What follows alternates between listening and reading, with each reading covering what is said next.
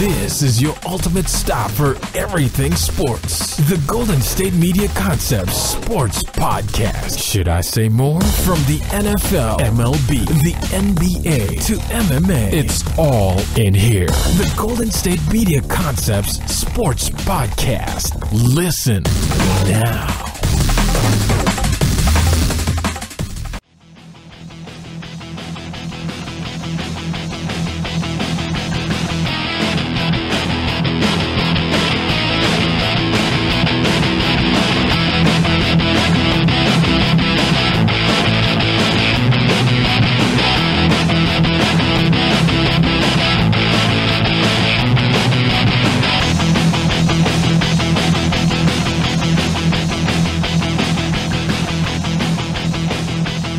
Hello, everybody, and welcome to the GSMC Sports Podcast, brought to you by the GSMC Podcast Network.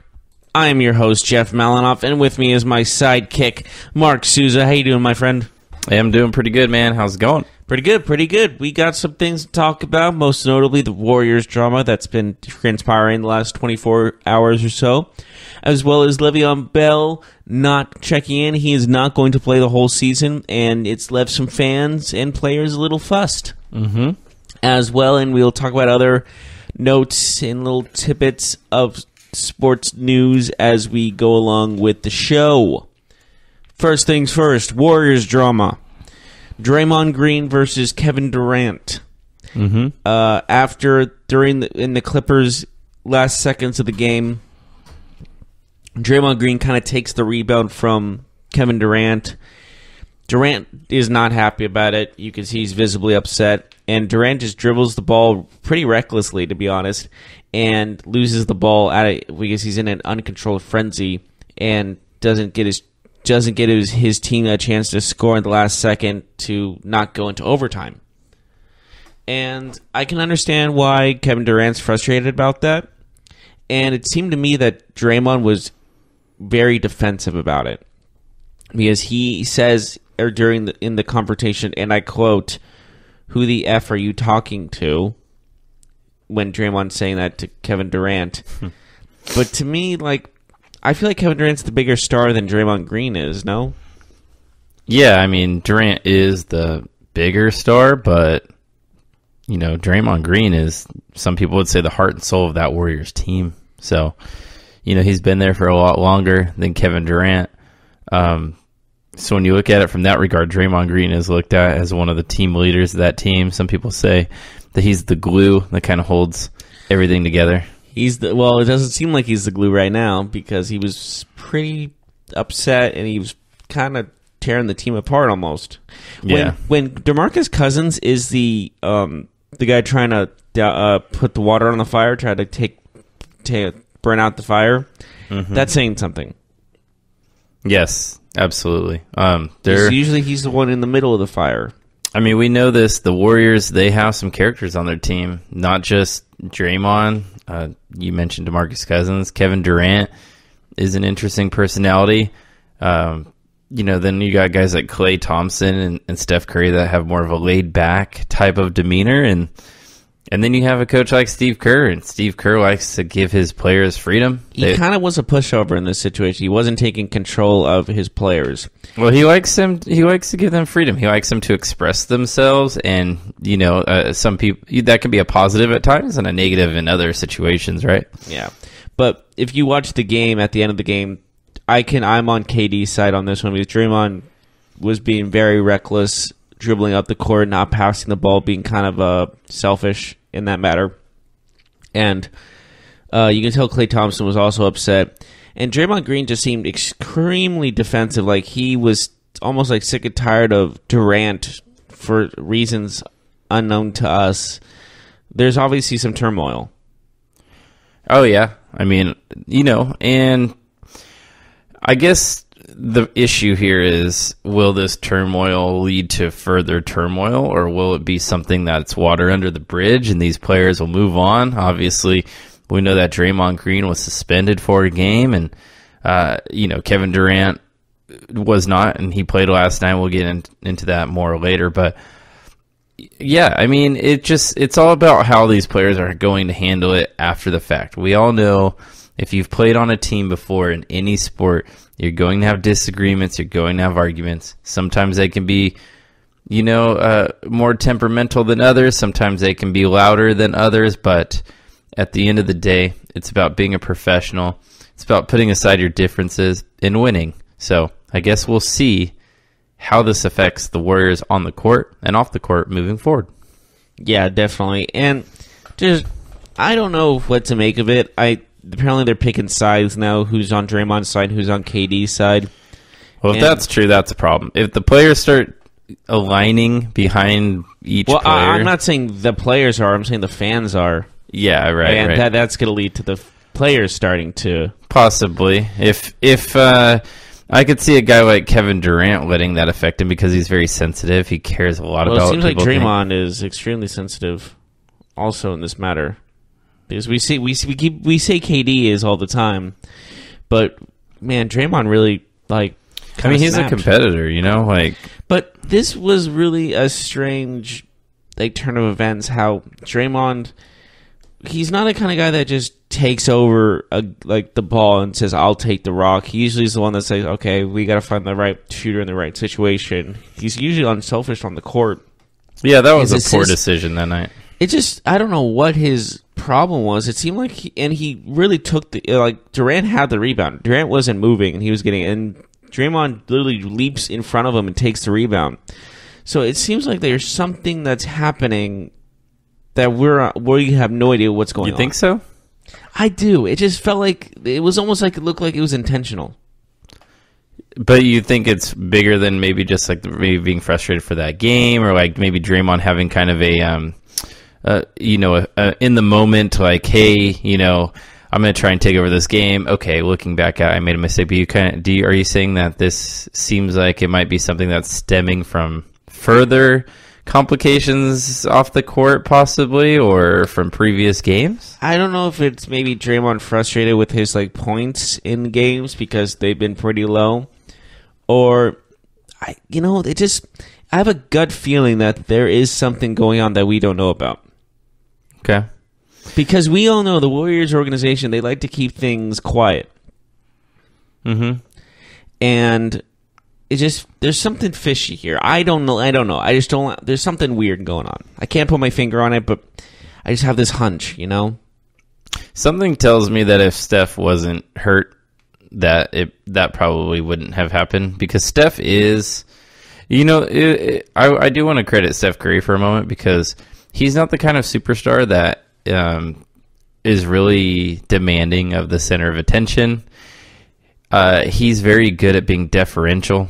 He can let other players showcase, let other players contribute, and he doesn't have to be the man every single game, every single night. We saw it when Durant came in. When Durant came in, Steph, that was a very, very easy transition for him, where a lot of superstars, they might not have transitioned that well. They might not have been able to take a back seat some nights and let another man take over the game, take over the team, kind of be the star. But I have to say, I have to give credit to Curry on that. And I wonder if him being off the court in the heat of the moment was, maybe the problem there. Maybe his voice not being there when Durant and Draymond are getting into it. I wonder if that, boiled over because there wasn't that player there to kind of separate the two. Yeah, it's almost like, I don't know if it's like it's like one of those, your best friend and your girlfriend fighting, you're trying to have them be friends so you're the one happy, you know what I mean? Mm-hmm. It's almost like that. It's like, why do you have this much drama when you're this good of a team and you don't even need to really try, and you become these, these elite players?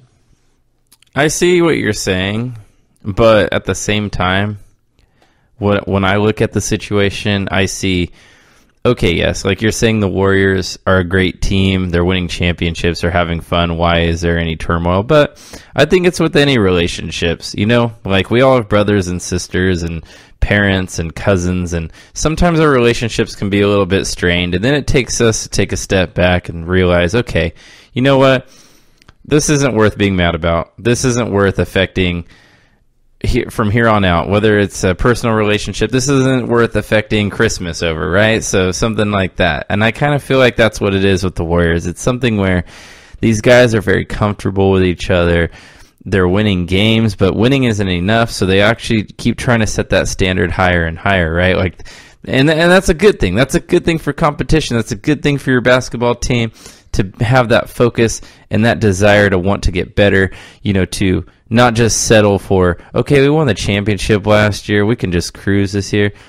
The Warriors look like they're still in that aggressive mindset, and I think when, you have those personal relationships, sometimes they can go a little bit off the course sometimes, but you see something like this, ultimately I think the players will just be fine. I don't know if it's going to carry on, but do you feel differently on that? A little, but you ever get in an argument with your parents or something like that, and then you're mad at them, but then you realize okay, yeah, everyone has, yeah, right, but this just it almost seemed like it was out of nowhere, granted, but none of these instances where these kind of arguments happen, they don't come from out of nowhere. We know that Draymond's a hothead, though. Yeah. I mean, some would say it cost them a championship, that his mentality actually cost them a title, right? When they lost to the Cavaliers. In 2016, you think that was his fault?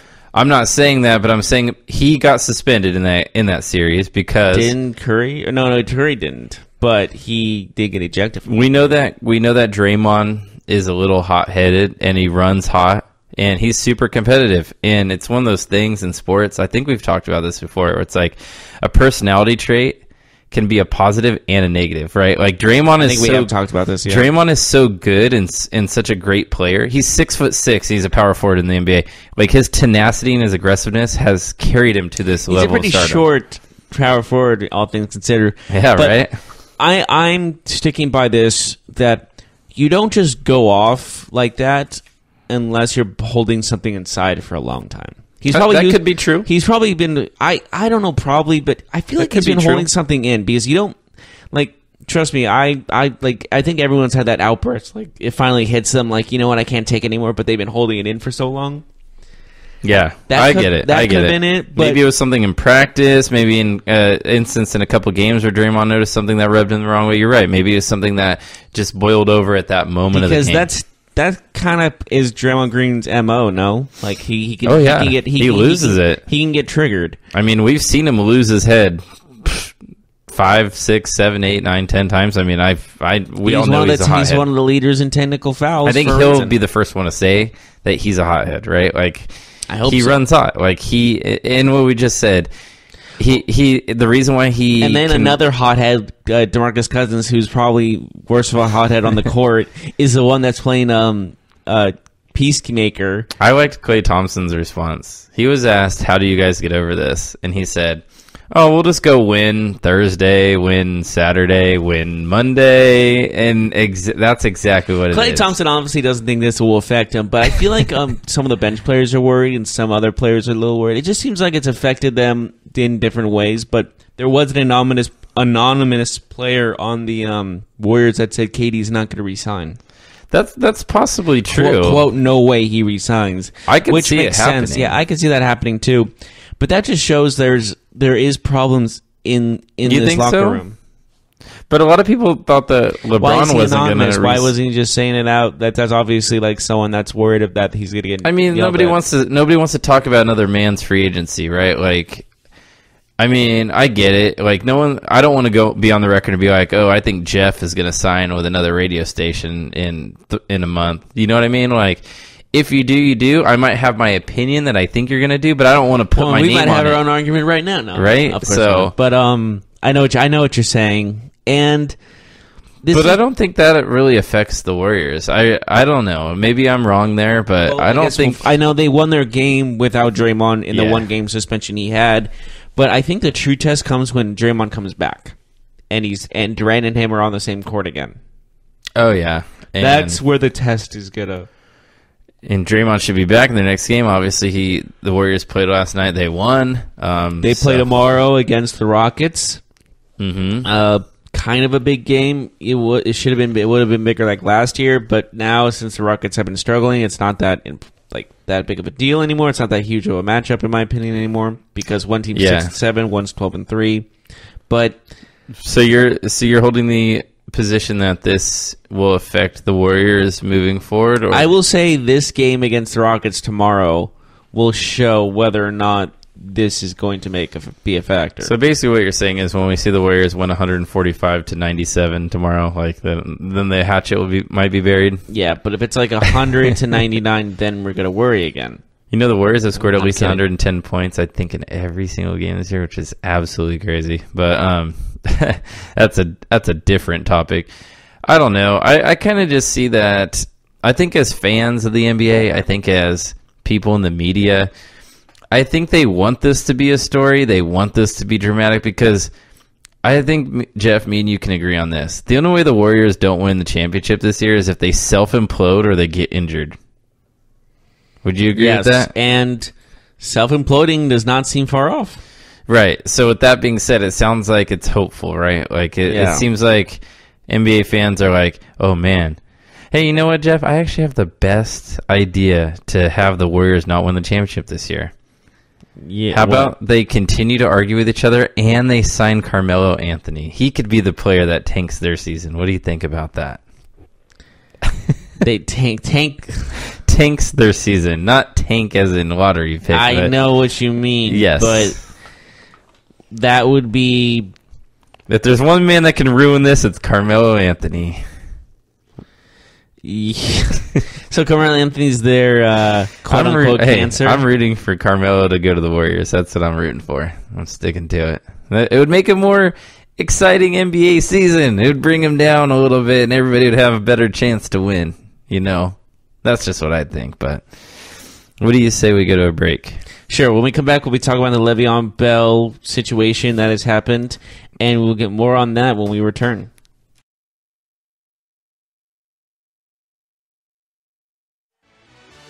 Are you looking for the very best NFL and college football podcast? Then check out the GSMC Football Podcast. Get the latest football news both on and off the field. From the NFL Draft to trades to the rumor mill to the NFL Combines. They got you covered. That's GSMCpodcast.com/football-podcast. Get updates on college rivalries, game day insights, and much, much more. It's football talk the way you want it. This show eats, sleeps, and breathes football. Don't forget to like them on Facebook and follow them on Twitter. Visit GSMCpodcast.com for more info.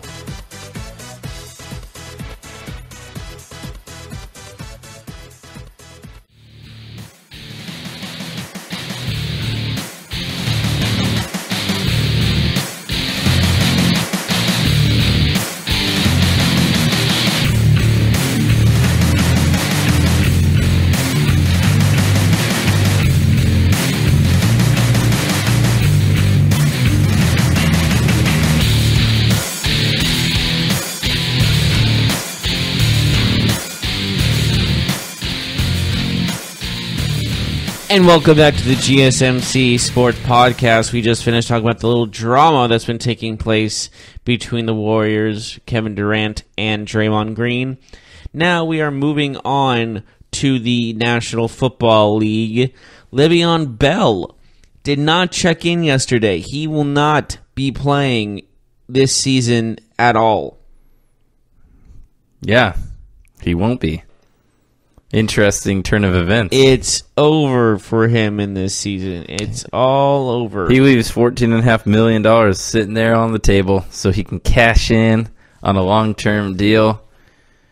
Now, I think the Steelers can finally turn the page on this Le'Veon Bell situation. I think Mike Tomlin might be the happiest person in this whole thing because he doesn't have to hear a question about Le'Veon Bell. Will he, won't he return any longer?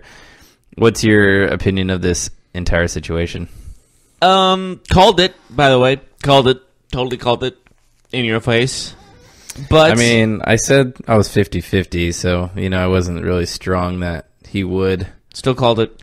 Anyways, I'm going to say that this means he is never wearing a Steelers jersey ever again.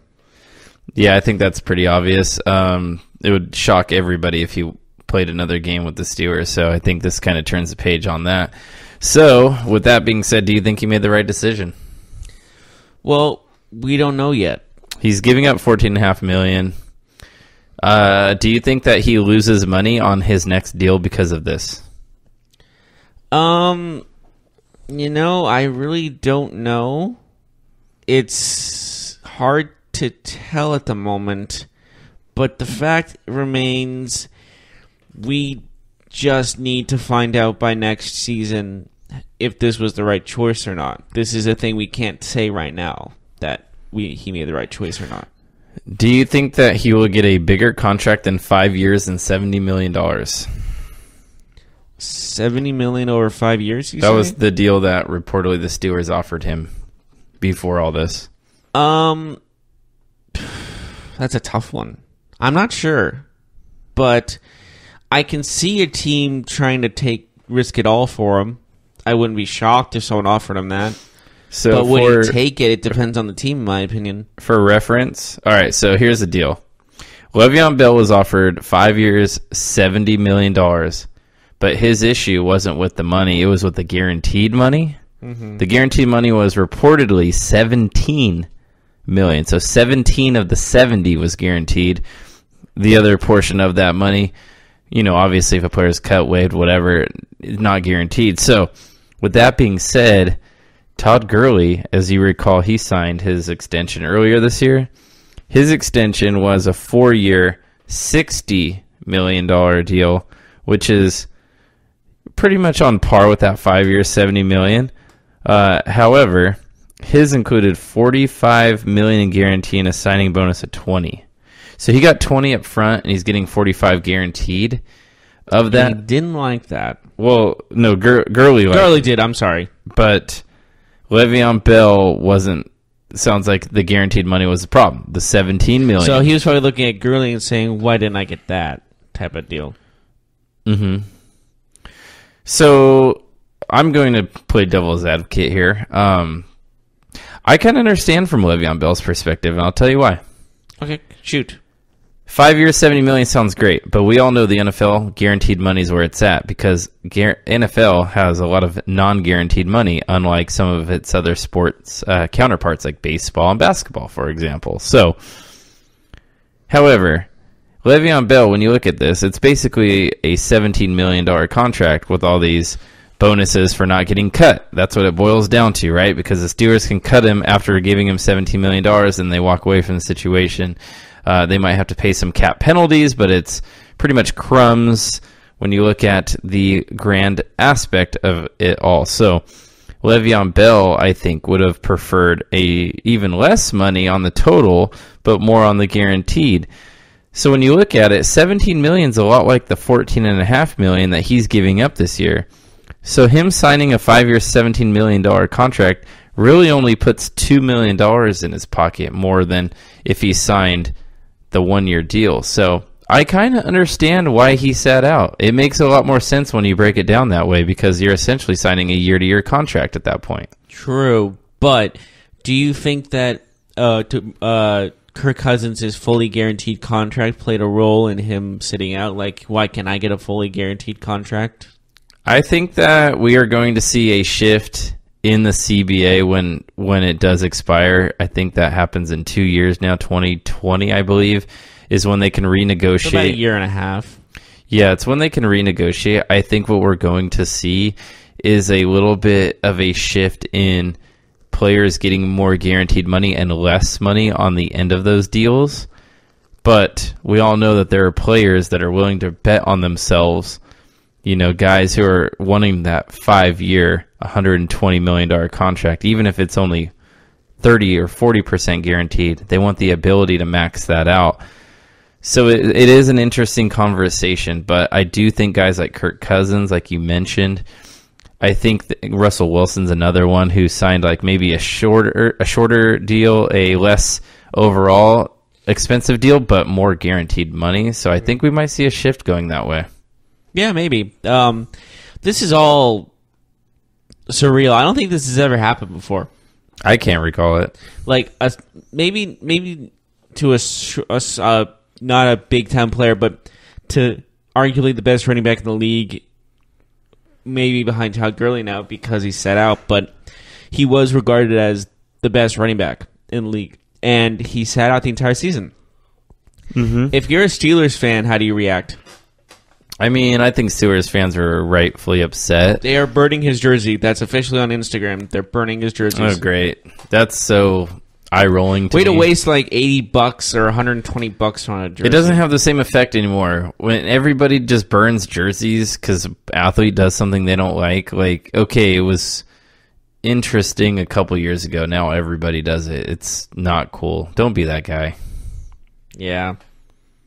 Just I don't know, sell that jersey. There are that guy. They love to do it in like a big crowd. Yeah, it's on Instagram, right? Because somebody was like, hey, look at me. I'm going to do this cool video and share it with all your friends. Yeah, I'm going to burn $120 right now. That's basically what they're doing. And that's like Floyd Mayweather. But remember when a lot of the Steelers didn't show up for the national anthem, and that one guy with the American flag burned the jersey right in front of the flag, type of thing? That's kind of Steelers fans are known for burning jerseys. They're very passionate. They're very passionate fans. They're one of the most passionate fan bases in sports. Burning jerseys just gives you it's kind of a awful. That's almost like threatening the guy. Like in some ways that's threatening. Yeah, I don't know. I mean, I don't think it's anything like what Peterman went through with getting food.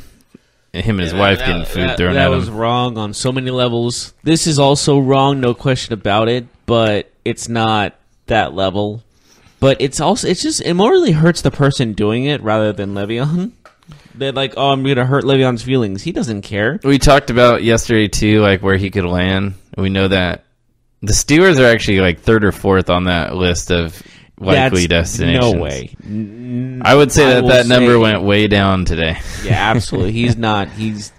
I don't believe he's ever going to wear a Steelers uniform again. We've heard teams like the Raiders. We've even heard the 49ers. I saw the Packers up there, too. The Packers, yeah. Those are teams that you could see Le'Veon Bell going to. But we will not know until this offseason because Le'Veon Bell, we don't have to talk about him the rest of the year. He will not be playing. Of course, he'll come up in every Steelers game. The commentators will be like, this is the unfortunate situation, is James Conner is doing great right now, and he's killing it. But if he has that one fumble in the playoffs, or if he drops that one pass... If they make the playoffs. Oh, they're in. I know. But if he drops that one pass, or he misses that key block, Jeff, that the commentators are going to say, oh, well... if they had Le'Veon Bell today, maybe they win. You know what I mean? It's just kind of one of those things where we're not going to hear the end of Le'Veon Bell's name this season. And I guarantee you it's going to come up at some inopportune time. Opportune for the commentator, of course, but inopportune for the fans at home listening and watching the game who are just over it. So we'll see. This is definitely a very interesting situation. Like we said, we don't remember the last time a certain aspect like this has happened, and it happened to a star player, and then the question still remains: is this going to affect his contract next season? Is this going to affect what team he goes to? Is this going to affect who wants to sign him? This is we don't know. It's a very it's an unusual situation. I'll tell you right now, from my perspective, I don't mind what Le'Veon Bell's doing in terms of his future, his decision, because ultimately he's the one that's getting hit 30, 35 times a game. And, that will affect your life. That will affect the longevity of your life. I have no doubt about that. So for me to sit here and say, oh, well, he should be happy with $14 million, I won't take that stand because, you're worth what someone will pay you. And someone will pay Le'Veon Bell. He's giving up money in the short term for sure in hopes that he cashes in bigger down the road, at least getting more guaranteed money than what the Steelers offered him. And I can understand that positioning. Is it frustrating? Yes, it's even frustrating for me. I don't personally root for the Steelers or support them, but, I hear his name all the time. He's obviously a topic of discussion all the time. But again, it's hard for me to, I guess, be upset with him or think that he made a bad decision. We will see if this decision is ultimately good for him. But if you're a GM, Jeff, does him sitting out, if you were interested in him before, are you less interested now after what you've seen transpire over the last 2-3 months? To be honest, I think I'm still going to try to go for him. Because he is a impact player. He's a difference maker. But would this do any, with the recent actions of Le'Veon Bell, does it make you offer him less money? I think that's more on the Steelers' side than his side, too. You can also put that in consideration as a GM. Like, I cannot make the same mistake the Steelers did. You got to be at his beck and call. But you can't let him, like, walk all over you. But you don't have to walk all over him. Does that make sense to you? Yeah, that makes sense. So like, I'm just trying to point out that, like, this, you don't have to be like the Steelers. You're like, maybe I can be different with him. Maybe I can work with him on his own contract. Maybe we can have a better relationship. Like, there's going to be different aspects of it, and I'm going to definitely consider that if I'm going to try to talk to him. I'm going to at least get a meeting with the guy, talk to him. Like, that can't hurt, can it? Right. So if you had, let's say you had an idea 3 months ago, like, hey, if Le'Veon Bell's on the open market, I'm going to offer him X amount of money and X amount of guaranteed money. Do those numbers change, though? Do those numbers change? Yes, you're still interested in him, but are you less likely to give him as much money as he's looking for when it comes to the negotiation part because he sat out a season? Are you unsure if, hey, I haven't seen him play football in a long time, and yes, he's still young, but in NFL years, he's not necessarily young. He's taken a lot of hits. He's played in the league a long time already, even at 27 years old. Does that affect you, though? Does it make you a little bit uneasy to offer up what you thought you'd offer up 3 months ago? Yeah, to be honest, I'm not going to give him that $70 million. I might, if I see, like, can we give him, like, a tryout to see if he still got his speed and stuff? Like, can we do that? You cannot. Unfortunately, we can't. So we have to take a risk. Like, how about this? We'll sign you to a 2-year deal for $20 million. How about that? That's not happening. I just hear me out. And if you do extremely well the first year, we will extend you to what you want. Like, you got to prove they can still play. You extending what? No, I'm not. He's not signing that unless that thing's written. I know. I'm just trying to figure things how you can do this without looking stupid. Yeah. Well, we'll see how this thing plays out. We'll see where he lands in free agency. I'm sure he'll be the prize. The free agency prize. He's going to be the Kirk Cousins of this free agency. I can see that, especially with no big quarterbacks that are likely to hit the market. We'll see Nathan Peterman. Hello. Maybe we'll see a guy get cut as a quarterback, but nobody who's top 15, top 20 type player. Tom Savage is still available. So last thing about the NFL before we move on and go to a break. The NFL has changed the location of the Mexico City game between the Rams and the Chiefs. It will now take place in Los Angeles and not Mexico City. Due to the field conditions at Mexico City, they were very poor. If you saw them, you would understand. What do you think about this decision by the NFL? It's a very bold move to do it because this was a huge hyped game for Mexico. And, like, all the advertising was like, it's in Mexico City, and it's at the legendary Aztec Stadium, and all this stuff, And moving it at literally the last second, is also, like, you're not going to really help your cause of trying to move a team to Mexico City like they've been thinking about. Because that's always been a topic of conversation, like moving a team to Mexico City, excuse me. Yeah, but, I mean, if they had a team there, they wouldn't schedule all kinds of other events. Like, the NFL is coming there for one game, but if a team had their own stadium, or even if they didn't have their own stadium, they'd have their own crew, making sure the field is intact. What about the people that made travel arrangements? I'm ticked if I'm them. A lot of people made travel arrangements. Not you or me, of course, but It's a 100,000 seat The stadium. Rams It's an fans event. and the Chiefs fans that paid money to go to Mexico City. It's a 100,000 seat stadium, and people were definitely traveling, like for sure. And obviously, hopefully they get refunds for their flights and hotel bookings, but I don't think that's going to happen. Do you still go to Mexico City? No. That's the question. No. I'm sure the NFL gives them refunds because I'm obviously, not going back to Mexico. Like, if I'm going there for something like a game, if that game's not happening, why would I go? Do you think that this sets like a bad precedent though for the NFL? Like, okay, so Jeff, they cancel the location, they change the location because of field conditions.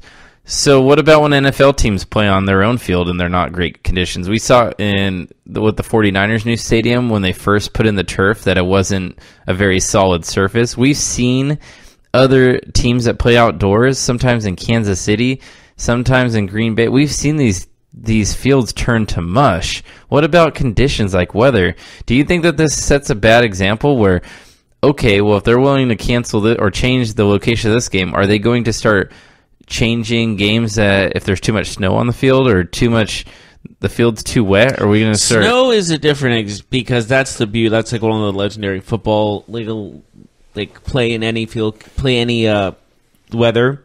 Right. But this field condition, there were divots in it, and it was ruined. But I mean, what I'm saying is, it's still, whether it's natural or unnatural, if it's a poor surface, will we start seeing more games be changed? I don't know. The games in England, not all of them were played on the best surfaces. They were played on fields where they play soccer 2 to 3 times a week. Was specifically awful. Like there was some it was seriously messed up, and they didn't have many people. Like I think they also took offense that they weren't trying to really help with it either. Like they weren't trying to fix the field for the NFL. And I think they took exception to that. Mm-hmm. And I think that also played a huge factor in it. It just makes me wonder, because if it's a safety issue thing, if it's a player safety issue thing... I think it's more of a statement saying, hey, you better get your field right, or we are moving. And then they called their bluff and they moved. Yeah, we'll see. I think it's a poor move for the NFL, honestly. I get it that they changed it, but I think they still had about a week to get the field as best as possible. And there's going to be games where these players are playing in terrible field conditions. Well, the thing is, I think they figured out that these guys are not doing that.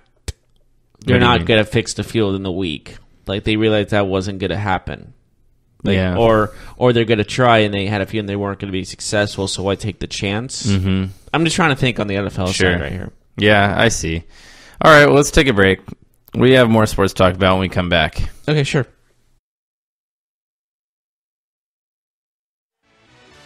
Check out the show that's built on the MMA. From the UFC to extreme cage fighting, they got the fights covered. Check out the GSMC MMA podcast. Get the latest news on past or upcoming fights. Join us as we talk to and about some of the biggest names in the MMA, past, present, and future. When it's the fight game, there's just one show to check out. GSMCpodcast.com/MMA-podcast. Don't forget to like them on Facebook and follow them on Twitter. Visit GSMCpodcast.com for more info.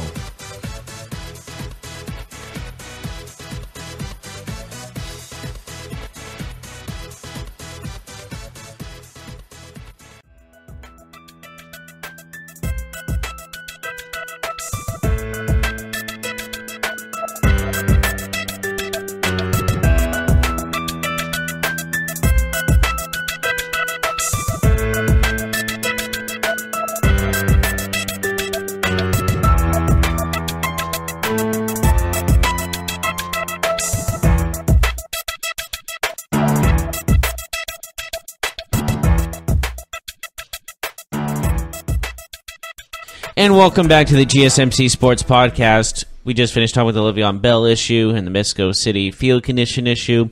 Now we're going to move on to college football. The top 10 in the college football rankings have not changed. I believe that's the first time this season they have not changed. Mm-hmm.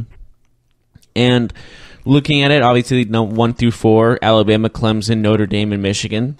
But look at the people on the outside looking in. Do you still see these teams having opportunities to make the playoffs? Yeah, I think Georgia has the best. I mean, obviously they're number 5, but they have a date it looks like they'll have a date with Alabama. So they have obviously the opportunity to jump into the top 4 to get a playoff spot. I think Oklahoma's kind of in a bad spot. LSU, I think, is pretty much done, even though they're 7th. Washington State, they could. I just don't know if they'll do enough, even if they win out, to jump. West Virginia, I know that they're in the mix too. But for me, I think Ohio State is the team that has the ability of all the teams in the top 10 that are not in the top 4, so the 5 through 10. I think Ohio State has the best ability to move forward because they have a date with Michigan this week, and they could win their conference. So they could have 2 more really big wins on their resume. They would need help for sure. But if they beat Michigan, you got to think they'll get into the number 7 range, maybe 8. And then if they win their conference, it could push them into the top 4. What do you think? Well, looking at the Big Ten, if we're looking at Ohio State right now, they are still behind Michigan.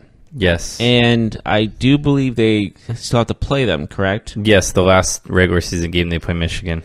That's the game that's going to make or break them. They play hands down. They have the home game in that matchup this year.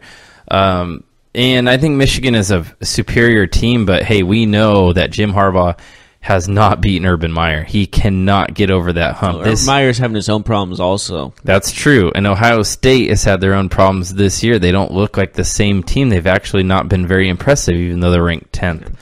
So, but this is the Big Ten East. On the Big Ten West side, Northwestern has clinched that division.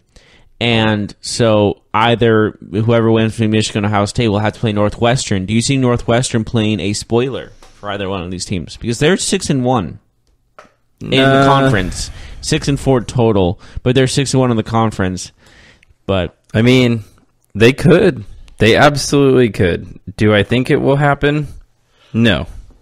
I think that Michigan is clearly the best team in the Big Ten. And I would say that Northwestern's probably 3rd or 4th of probably 3rd. I'd say that they're 3rd. You would put them in front of Michigan State?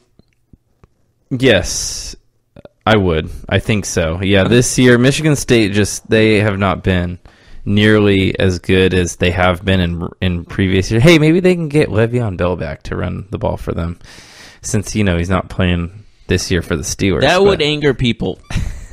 Yeah, I think that'd be a rule violation somewhere. But yes, I think Ohio State is the one team, when I look at that top 10, what team can make the biggest move and get into the playoff?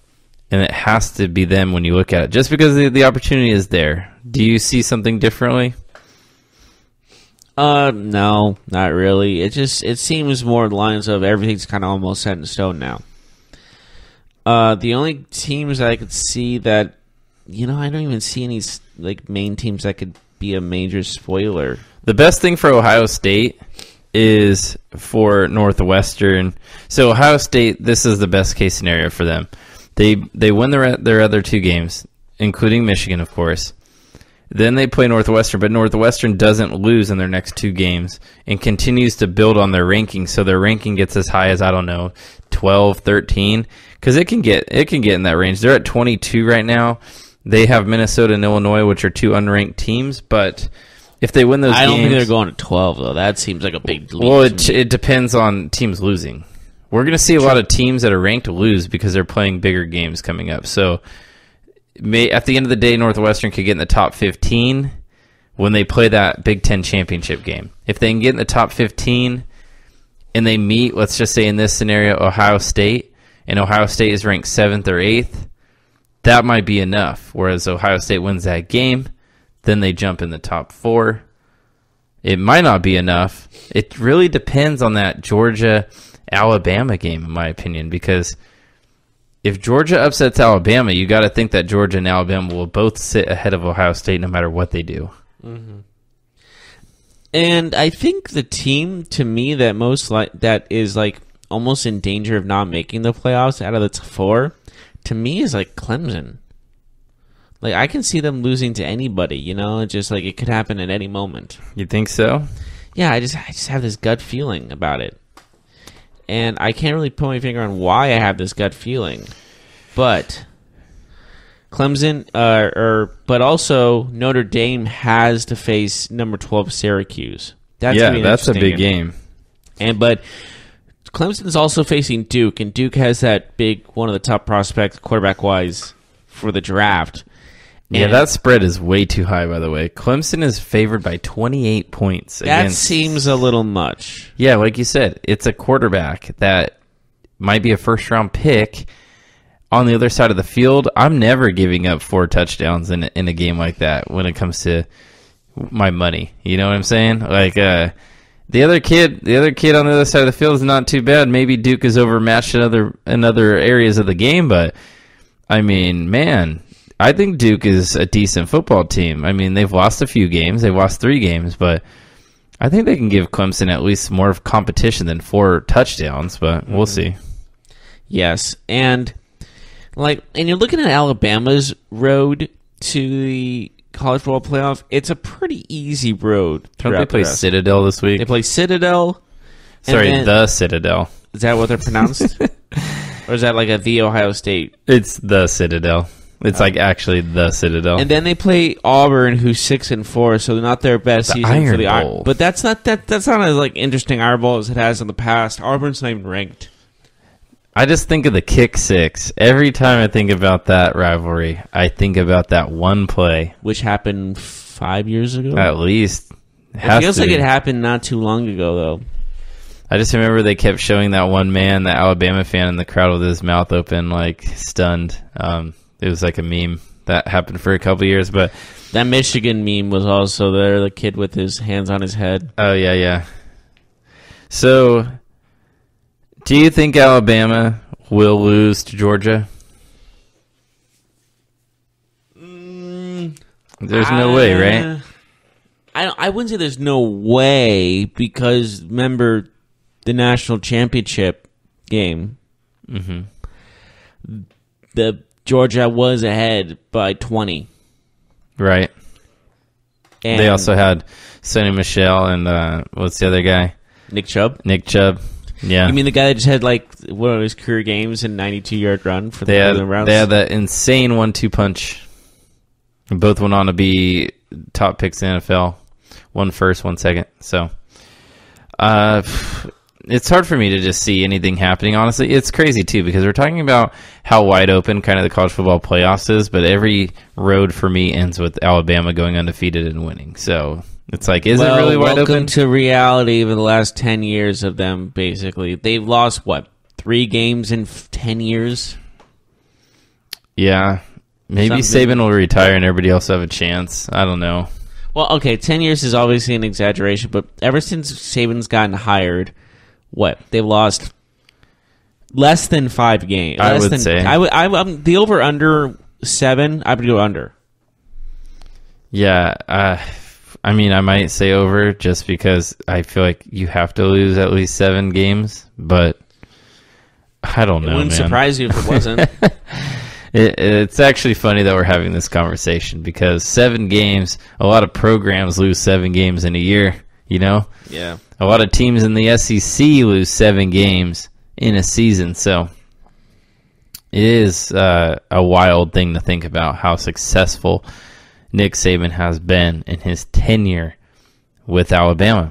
But anyways. This doesn't sound right, but Alabama has compiled an overall official record of 136-20. Since he's been there? 20 losses? That doesn't sound right. How many years has he been there? 11. I mean, that's basically almost 2 losses a year. Yeah, I think that's right. It's about 2. I'd say it's about 2 a year. It still sounds a little We'll much. look into it a little bit more. We're going to take a quick break, though. We got to come back. I have some news regarding high school football player, the number 1 recruit in the country. He has made his decision where he will play. Wait, don't tell me. We'll be right back right after this. Yes.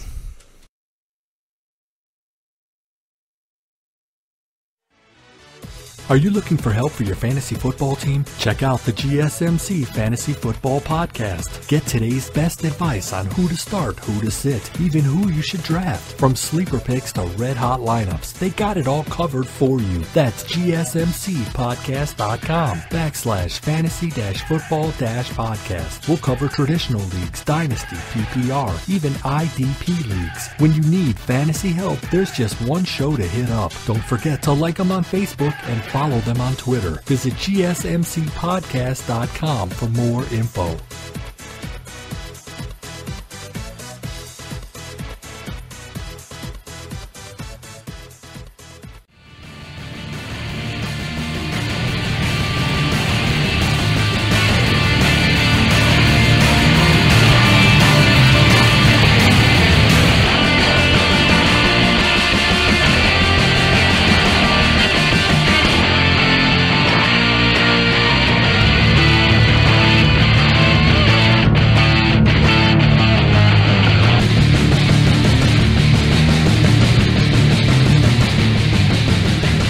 And welcome to the final segment of the GSMC Sports Podcast. You had some news on the number one recruit in the nation. Number one running back recruit. So he's number 14 overall. He's a number 14 ranked prospect, but the number one running back high school football player has decommitted from Georgia. He had committed to Georgia. He has backed out. But now he says he has chosen, and his next destination will be LSU. LSU, Louisiana State University. Yeah, so it's John Emery is his name. He is the number 2 ranked overall prospect in the state of Louisiana. So he was going to leave the state, but now he has decided that he will stay home. He will play for the Tigers.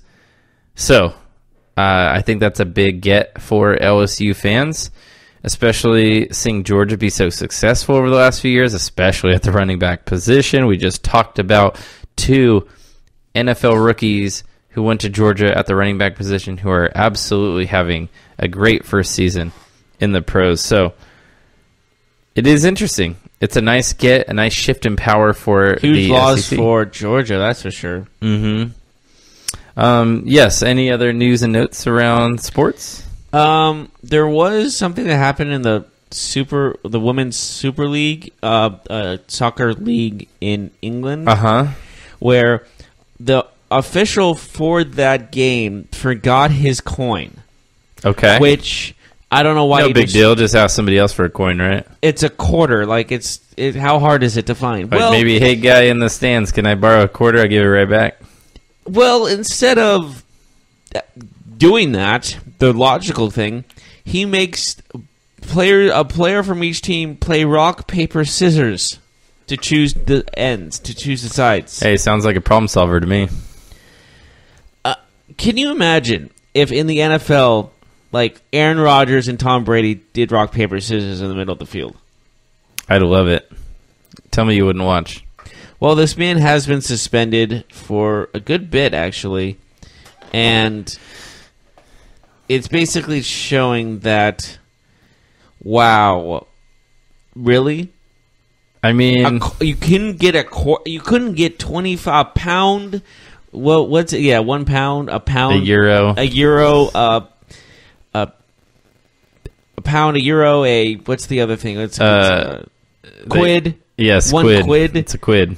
Mm-hmm. One like bottle cap. You couldn't find a bottle cap. Like other side, no. You know what? I think that they shouldn't suspend him at all. The guy had a problem in front of him. He found a reasonable solution. He forgot I don't know you could forget. And I'll tell you something too. As somebody who plays soccer, somebody who loves the game and watches a lot of it, coin toss in soccer might be the most like mundane process because there's no sun. Like it's not like you're at your kid's high school soccer game where there's a sun and a wind factor, and they both teams get the kickoff one half, another half. They play in the same field. Sometimes you play these high school soccer games or these club soccer games, and one side of the field is trash and the other side of the field is nice. But it's not like that in these games. So I don't know, man. I think it's kind of funny. I think it's a little over the top that they suspended him, to be honest with you. I think it was one of the lines of how unprofessional it was. It was it was coined unprofessional. Mm-hmm. So, yeah, that's how I kind of saw those things. The Buffalo Bills have waived Terrell Pryor after 2 weeks of him being on the roster. Some people speculated when they signed him that he was actually going to be replacing Peterman at quarterback, not wide receiver, but they used him. Well, they didn't really use him because he didn't play, but he was signed as a receiver. He has now been released. We'll see if that's the end of his career or if he'll land another spot. You know what's interesting? Remember when he had a pretty good season 2 years ago for the Browns? Like Terrell Pryor as a wide receiver? Yeah, he had a pretty solid season, actually. Very interesting. He was like top, I want to say he was like top 20 in stats. Like he had like his yardage totals. Like, I get it. It was a really bad football team, but it seems like there's somewhere for him. Like it seems like there would be a place for him somewhere in the NFL. I don't know. And maybe that's just me. I mean, I guess, but... Yes. International soccer news is the United States will play a friendly against England. You can see that game tomorrow. It will be in Wembley, so the U.S. will get to test out some of their younger players. Again, another test for this team as they travel to play one of the world's best in the English national team. Any other news and notes that you'd like to share about sports? I think we're good. I'm good. Are you good? I'm good. I guess we'll see everybody tomorrow. Please join us. And if you haven't, check out the GSMC podcast network. Football, fantasy football, basketball, soccer. We're your guys for those sports. We also have other podcasts outside of the world of sports. So if you have other interests, check those out. Check out the list of topics that you might be interested in. Jeff? I think it's time to call it here. And thank you so much for joining us today. Later today, we will have the football podcast yet again, a special football podcast. And also, well, special because we don't usually do it on Wednesdays, but we are doing it on Wednesdays today. And also later today will be the soccer podcast. So 2 football podcasts in one day. Get it? Because soccer's football. Get it? Ha! Get it? Yeah. He laughed a little bit. He wasn't paid to do that. Anyways, thank you so much for joining us. Please tune in with our other podcasts: basketball, baseball, football, soccer, fantasy football, anything else. You can look them all up at the GSMC podcast. Just search up GSMC podcast. You'll find all of the stuff.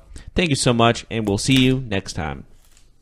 You've been listening to the Golden State Media Concepts Sports Podcast, part of the Golden State Media Concepts Podcast Network. You can find this show and others like it at www.gsmcpodcast.com. Download our podcast on iTunes, Stitcher, SoundCloud, and Google Play. Just type in GSMC to find all the shows from the Golden State Media Concepts Podcast Network, from movies to music, from sports to entertainment, and even weird news. You can also follow us on Twitter and on Facebook. Thank you, and we hope you have enjoyed today's program.